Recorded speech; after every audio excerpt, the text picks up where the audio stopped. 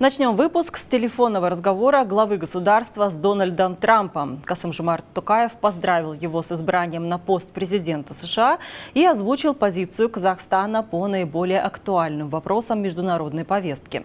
Политики подтвердили готовность развивать стратегическое партнерство в торговле, инвестициях и ядерном нераспространении и договорились о регулярных контактах.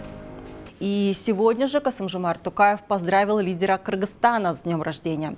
По телефону глава государства пожелал Садыру Жапарову успехов, подчеркнув, что высоко ценит его вклад в укрепление двусторонних отношений.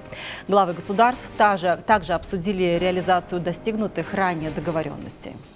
Касым-Жомарт Токаев сегодня поздравил и лидера Финляндии Александра Стубба по случаю Дня независимости страны, пожелав благополучия и прогресса его народу. Президент Казахстана отметил успехи североевропейского государства в построении стабильного и процветающего общества и высоко оценил динамику двустороннего сотрудничества, выразив уверенность в дальнейшем укреплении казахско-финского партнерства.